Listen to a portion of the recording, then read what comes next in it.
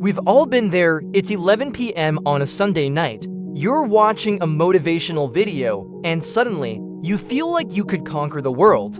You promise yourself that tomorrow is the day everything changes. You're going to wake up at 5 a.m., hit the gym, eat a perfect breakfast, and finally start that side project. But then, the alarm goes off. The room is cold, your bed is warm, and that surge of fire you felt last night has completely vanished. Why does that happen? Why is it that the very thing we rely on to change our lives' motivation is the one thing that fails us when we need it most? Today, we're going to dive into the cold, hard science of why motivation is a lie and what you actually need to reach your goals. The first thing you need to understand is that motivation is an emotion, not a tool. Just like happiness, sadness, or anger, motivation is a fleeting chemical state. It's a dopamine spike in your brain that makes you feel excited about a future outcome, but emotions are designed to be temporary. Your brain cannot physically maintain a high-level state of arousal or excitement forever. Expecting to stay motivated for a 6-month fitness journey or a year-long business goal is like expecting to stay surprised for a week. It's biologically impossible. When the novelty of the goal wears off and the reality of the work sets in, your dopamine levels return to baseline, and that's exactly when most people quit. Psychologists often talk about a concept called the planning fallacy.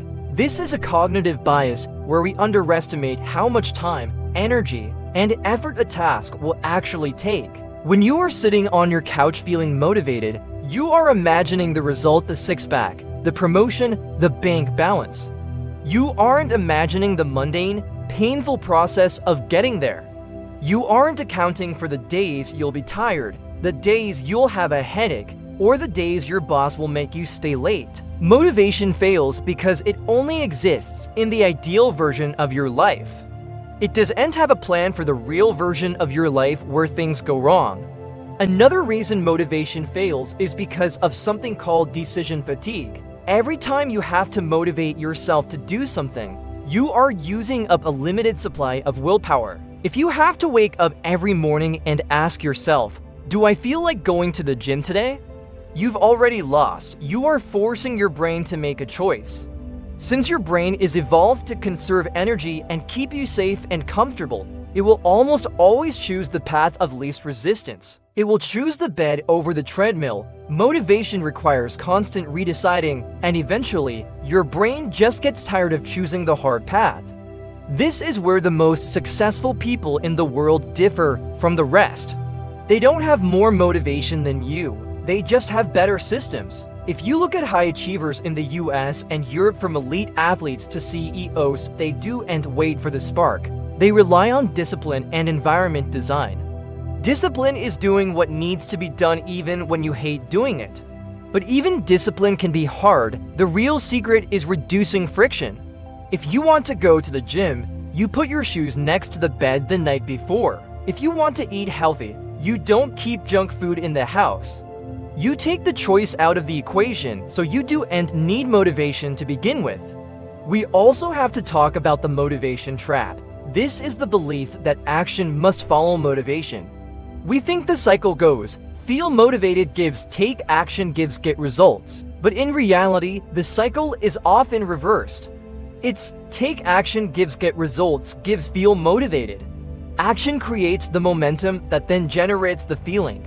If you wait until you feel ready to start that project or go for that run, you might be waiting for the rest of your life. The most effective way to get motivated is to start doing the work when you feel absolutely zero desire to do it. 5 minutes of work often leads to 20 minutes, which leads to an hour.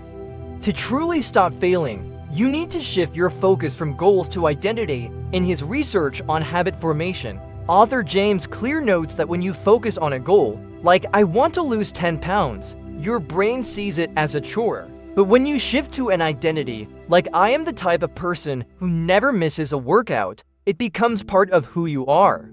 You don't need motivation to brush your teeth or take a shower.